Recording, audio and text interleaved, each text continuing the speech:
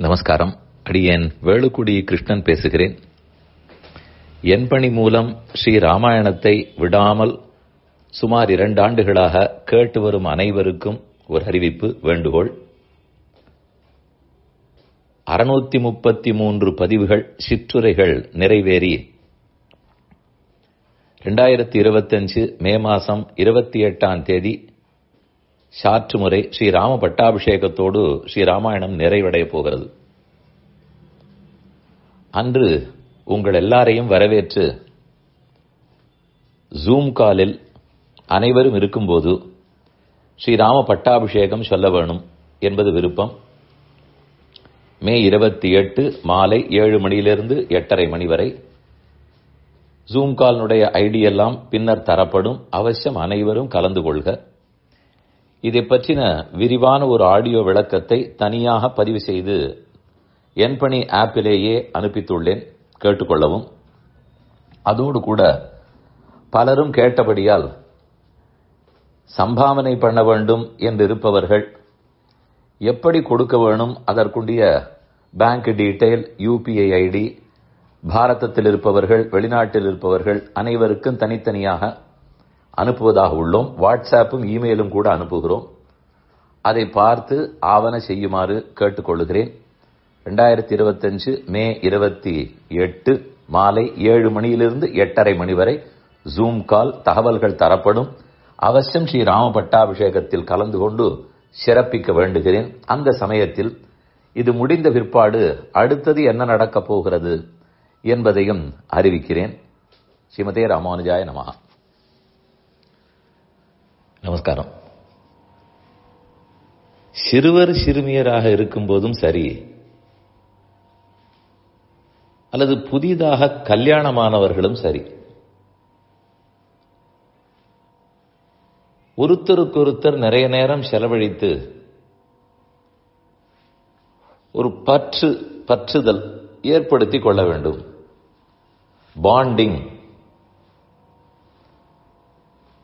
அது குடும்பத்தோடு குடும்பம், மாப்பிள்ளைக்கும் மாமனார் வீட்டுக்கும், மருமகளுக்கும் மாமனார் வீட்டுக்கும் அந்த பாண்டிங்காக இருக்கலாம், கணவன் மனைவிக்காக இருக்கலாம், குழந்தை பிறந்திருக்கிறது பெற்றோர்களோடு இருக்கலாம்.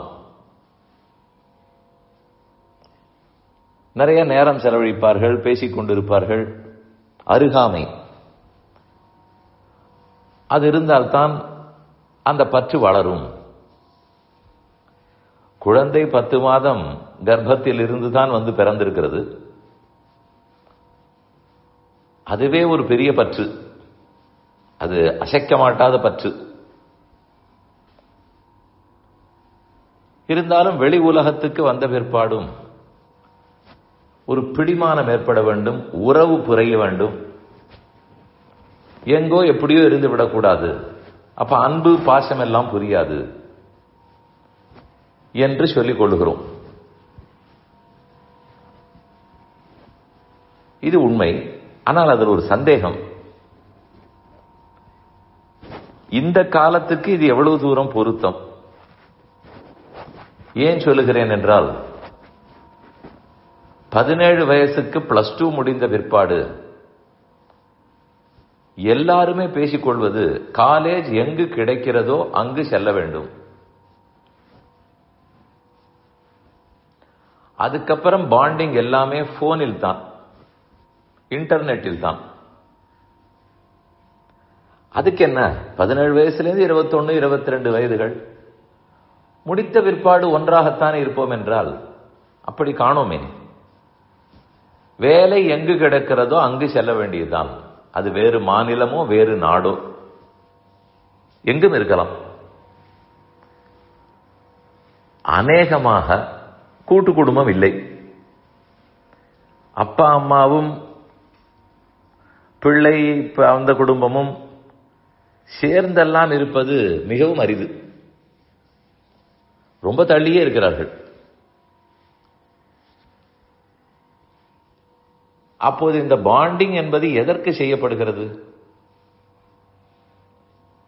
போன் பேசுவதற்காக மட்டுமா? அதற்காகத்தான் சிறு வயதில் பாண்டிங்கா?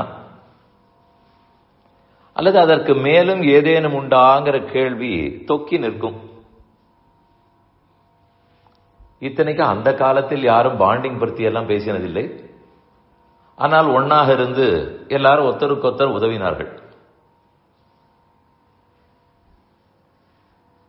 இன்றும் உதவுகிறார்கள், அநேகமாக பிரசவ காலத்தில் மட்டும். மற்ற சமயத்தில் அவரவர் வேலையை பார்க்கிறார்கள், இடத்தில் இருக்கிறார்கள். கண்டிப்பா விதிவிலக்கு உள்ளது, சிலர் கூட சேர்ந்து இருக்கலாம், அது அவர்கள் பாக்கியம். பொதுவாக அப்படி காணப்படவில்லை.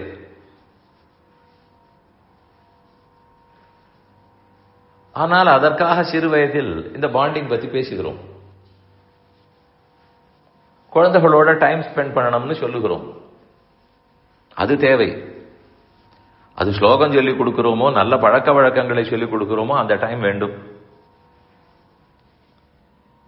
இவ்வளவு நேரம் நான் சொன்னது நாம், நம்ம பெற்றோர், குழந்தைகள், இவர்களிடத்தில் பாண்டிங். உலகத்துக்கே பெற்றவர் பகவான் ஆயிற்றே, அதை போல் அவரோடு நமக்கு ஒரு பாண்டிங் ஏற்பட வேண்டாமோ? அதற்கு என்ன முயற்சி? அவர் முயற்சிப்பாரா, நாம் முயற்சிக்க வேண்டுமா? பெற்றோர்கள் தானே குழந்தைகளோட முயற்சிப்பார்கள். அதே போல் பகவான் பெற்றவன் என்றால் அவர் தானே முயற்சிக்க வேணும். இது நம் எதிர்பார்ப்பு. கண்டிப்பாக அவர் செய்வார்.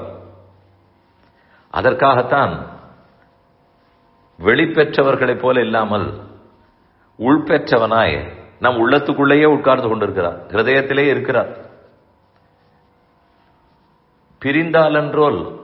பிரிந்தாலன்றோ பாண்டிங் அவசியமே இல்லை. இவருடைய கர்ப்பத்திலிருந்து நாம் வெளியே வருவதே இல்லை, தொப்புள் கொடி அறுப்பதே இல்லை, எப்போதும் ஒட்டிக்கொண்டுதான் இருப்போம். ஆனால் வெளிப்படையான பாண்டிங் என்ன செய்வார்? அது அவர் செய்வதை விட நாம் செய்ய வேண்டும். அதுதான் வித்தியாசம்னு சொல்ல வந்தேன். வெளி உலகத்தில் பெற்றவர்களே முயற்சிப்பார்கள். ஆனால் பெருமானிடத்தில் அந்த ஆசையை நாம் காட்ட வேண்டும். அதை அவர் எதிர்பார்க்கிறார்னு சொன்னால் தப்பில்லை. அவர் செய்வதையெல்லாம் செய்துவிட்டுத்தான் இந்த சின்ன ஆசையை எதிர்பார்க்கிறார்.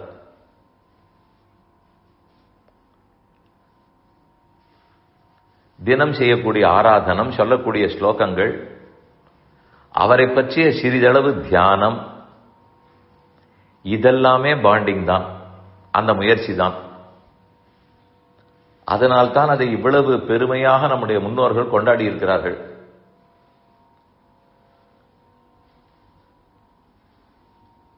இல்லை என்றால் அது எதற்கு தினம் ஆராதனம் பண்ணினபடியால என்ன என்றெல்லாம் கேள்வி பிறந்து கொண்டே இருக்கும்.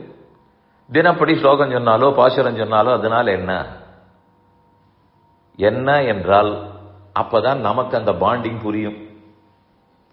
அப்போதான் ஒட்டுதல், உறவு, பாசம் எல்லாமே நமக்கு புரியும். அவருக்கு எப்போதும் புரிகிறது. அவர்தான் விலகவே இல்லையே, இத்தனை காலமாக விலகவில்லை. அவர் ஒட்டி கொண்டிருக்கிறார்ங்கிறதை நாம் தெரிந்து கொள்ள வேண்டும். அதற்குத்தான் இதெல்லாம் ஏற்படுத்தி வைத்திருக்கிறார்கள். ஒப்பிட்டு பார்த்தால் புரியும்.